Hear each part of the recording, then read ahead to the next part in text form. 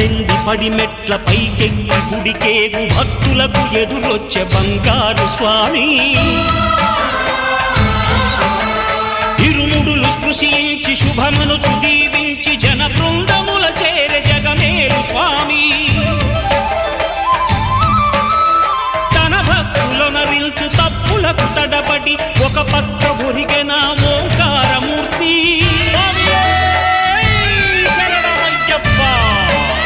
స్వాములందరూ తనకు సాయము కాగా ధీమంతుడై లేచే ఆ కన్య స్వామి